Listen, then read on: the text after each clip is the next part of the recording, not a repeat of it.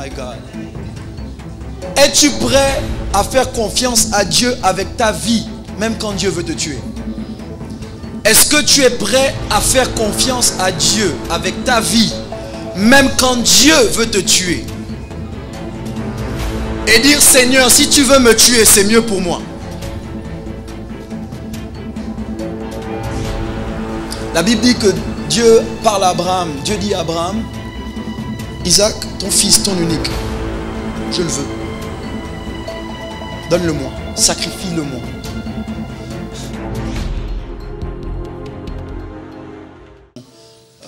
Tout le monde doit passer à une autre étape. Oui, tout le monde doit passer. En fait, là où tu es, qui que tu sois, quels que soient tes accomplissements, il y a plus que Dieu veut te donner. Il y a plus que tu dois expérimenter. Tu dois passer à une autre étape. Tu dois sortir du statu quo, tu dois sortir de la situation dans laquelle tu es. Peut-être elle est confortable, peut-être elle est inconfortable, mais tu dois passer à une autre étape. Alléluia. Et lorsqu'on parle de gloire, lorsqu'on parle d'atmosphère de gloire, lorsqu'on parle de gloire, la gloire à laquelle Dieu veut t'exposer, en fait non, la gloire à laquelle Dieu veut te donner accès, demande que tu abandonnes certaines choses. Il n'y a pas de nouvelle étape sans anciennes étapes. Ça veut dire qu'il y a une étape que tu dois laisser. Il y a une situation dont tu dois te démarquer. Il y a des choix que tu dois faire. Il y a des sacrifices à faire. Tu ne peux pas aller plus loin en restant au même endroit. Et il y en a qui sont bloqués entre deux étapes parce qu'ils sont trop attachés à l'ancien. Les Saintes Écritures, le livre d'Hébreux, je pense, dit ce qui est ancien et qui a vieilli est sur le point de disparaître.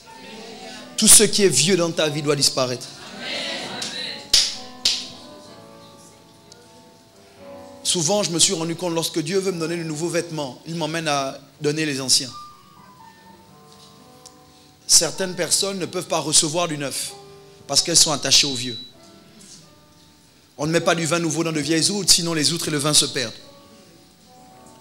Mais ce soir, je veux parler à des individus, en fait à tout le monde, mais à des individus tout particulièrement au sujet de la mort. La mort. Pour avoir accès à la gloire que Dieu veut te donner, il faut que quelque part tu meurs. Sans mort, il n'y a pas de résurrection. Dis ça à ton voisin. Si il n'y a pas un domaine de ta vie, il n'y a pas un endroit dans ta vie où tu meurs, tu ne peux pas avoir accès à la résurrection, à la gloire qui est attachée à la résurrection. Avant la couronne de gloire, il y a la couronne d'épines. Y a-t-il quelqu'un qui m'entend ce soir? Avant la couronne de gloire, il y a la couronne d'épines. Tu ne peux pas vouloir porter la couronne de gloire alors que tu n'as jamais porté la couronne d'épines.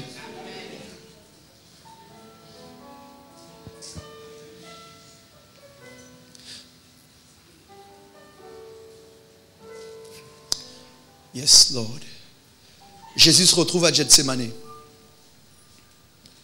Celui que nous appelons Seigneur et Sauveur. La Bible dit en Philippiens qu'à la mention du nom de Jésus, tout genou fléchit, toute langue confesse. Mais la Bible dit, c'est pourquoi il a reçu un nom. Donc, ce qui vient avant explique pourquoi il a reçu le nom qui est au-dessus de tout nom. C'est parce qu'il a accepté de se dépouiller. Il a accepté d'être obéissant. Et les textes disent obéissant jusqu'à la mort de la croix. Si tu n'acceptes pas d'être obéissant à Dieu, tu ne peux pas recevoir un nom au-dessus de tout nom. Pas d'élévation sans obéissance. Le texte de Jacques dit ceci: soumettez-vous à Dieu. J'ai 2 points ce soir. Soumettez et résistez. Soumettez-vous donc à Dieu. Qu'est-ce que ça veut dire? Ça veut dire que quand tu te retrouves face à Dieu, que ta volonté se retrouve face à la volonté de Dieu, la volonté qui doit gagner, c'est celle de Dieu.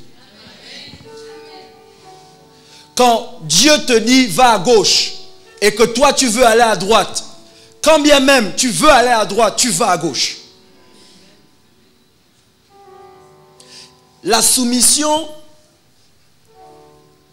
n'a pas lieu d'être si en réalité ce que Dieu te demande de faire, tu veux le faire. On appelle soumission ce moment où ce que Dieu te demande est en opposition avec ce que tu veux faire. Et à ce moment, Dieu te dit, soumets-toi. Pas de soumission si vous deux vous êtes en accord. La soumission rentre en scène, rentre en jeu dès le moment où toi, tu es conscient que là où Dieu veut t'emmener, tu ne veux pas aller. Ce que Dieu te demande de faire, tu ne veux pas le faire. Ce que Dieu te demande de quitter, tu ne veux pas le quitter. Ce que Dieu te demande de laisser, tu ne veux pas le laisser. Ce que Dieu te demande d'embrasser, tu ne veux pas l'embrasser. À ce moment, Dieu dit, soumets-toi. Une autre façon de le dire, c'est fais-moi confiance. 2 Chroniques 20, le verset 20 dit, confiez-vous en l'Éternel votre Dieu et vous serez affermis. Vous serez plantés, vous serez fortifiés. Tu es faible parce que tu ne lui fais pas confiance. Le moindre vent te fait vaciller parce que tu n'as pas confiance à Dieu. Tu ne mets pas ta confiance en Dieu. C'est Dieu qui nous affermit, les amis. C'est Dieu qui nous plante. Est-ce que vous m'entendez? C'est Dieu qui nous positionne. C'est Dieu qui peut te mettre à ta place. Et quand Dieu t'a mis à ta place, personne ne peut t'enlever de là. Parce que la Bible dit la bénédiction de l'Éternel est celle qui enrichit. Il ne la fait suivre d'aucun chagrin. Quand Dieu bénit, il bénit bien. Quand Dieu élève, il élève bien. Quand Dieu fait ta promotion, tout le monde entend parler de toi. Quelqu'un a dit, quand Dieu fait ta promotion, même le diable vote pour toi. Quand Dieu fait ta campagne, même le diable vote pour toi. Soumets-toi. Regarde quelqu'un, dis-lui, soumets-toi. Les textes disent que Jésus donc se retrouve à Gethsémane. Et à Gethsémane, Jésus, le Fils de Dieu, Jésus, Dieu fait chair, se retrouve à avoir une volonté contraire à celle de son Père. Jésus dit à Papa, Père, s'il est possible que cette coupe s'éloigne de moi. En d'autres termes, je ne veux pas boire cette coupe. Vraiment, si c'est possible que je ne boive pas cette coupe. Mais la Bible dit que Jésus rajoute, toutefois, pas ma volonté, mais la tienne. Quand vous lisez le texte, pour certaines personnes, vous avez le sentiment que c'était facile pour Jésus. Et ce n'est pas vrai. Vous savez, la seule fois où moi je vois Jésus prier 3 fois, c'est lorsqu'il doit aller à la croix. Quand Jésus prie pour un malade, il ne prie pas 3 fois. Il dit un mot, le malade est guéri. Quand il prie pour un mort, il dit un mot, le mort ressuscite. Mais quand Jésus doit mourir, Jésus dit aux disciples, veillez et priez, afin que vous ne tombiez pas en tentation. Et je veux dire à quelqu'un ce soir, parce que pour moi ça a été une révélation. Vous savez, quand Jésus dit veillez et priez afin que vous ne tombiez pas en tentation, la tentation à laquelle il fait référence, en ce qui le concerne, pas en ce qui concerne les disciples, mais en ce qui le concerne, c'est la tentation de refuser de mourir. Ça veut dire qu'il y a des moments où le diable veut que tu vives quand Dieu veut que tu meurs. Il y a des moments quand Dieu veut te tuer, le diable dit non, non, attends, comme tu Jésus parle d'aller à la croix. Il y a un de ses collaborateurs les plus proches qui dit, jamais de la vie tu n'iras à la croix. Sur mon corps, tu ne pars pas. La Bible dit, Jésus se retourne et il dit, arrière de moi Satan. Car tes pensées sont les pensées des hommes. Tu ne conçois pas les choses de Dieu. Ça veut dire quoi? Ça veut dire que parfois quand Dieu te demande de faire des sacrifices, il y a des gens autour de toi qui te disent, non, ne fais pas, tu n'as pas besoin. Tu n'as pas besoin, de toutes les façons, attends, mais tout le monde fait comme ça, non? Mais tout le monde vit comme ça, non? Non, mais tu es jeune, amuse-toi. Non, mais attends, tu vas rester comme ça. Tu vas rester comme ça jusqu'à quel âge? Tu vas rester célibataire jusqu'à quand? C'est dans ces moments-là où tu dois lui dire, jusqu'à ce que Dieu me donne mon homme.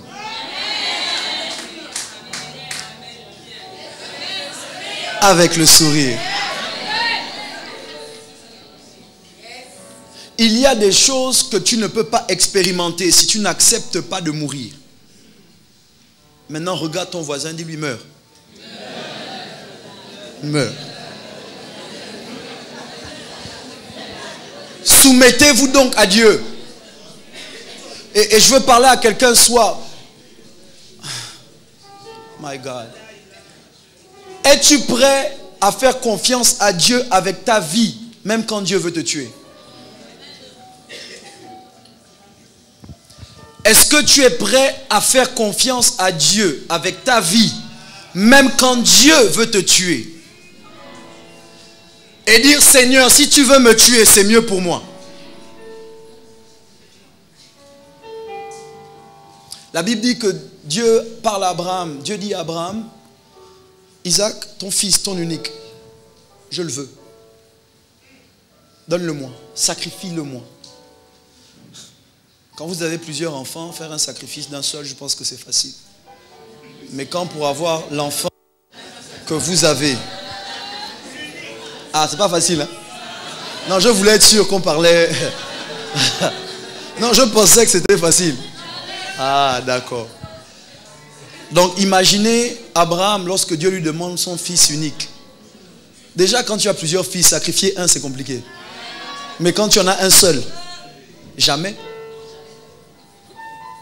Mais quand vous regardez les textes, vous savez que c'est Dieu qui a donné Isaac à Abraham. Bon, ma question est la suivante. Est-ce que Dieu est capable de venir te demander ce qu'il t'a donné et toi de dire oui? Je pousse un peu. Si Dieu vient te donner le travail qu'il t'a donné, il te dit ce travail-là, je veux que tu le quittes pour me servir. Est-ce que tu es prêt à le faire? Si Dieu vient te demander la voiture qu'il t'a donnée, il dit cette voiture-là, je veux que tu me la donnes. Si Dieu vient te demander ton mari, il dit ton mari là, laisse-le pour mon œuvre. Ta femme là, laisse-la me servir. Tes enfants, cet enfant pour lequel tu avais des projets de docteur, je l'appelle au ministère.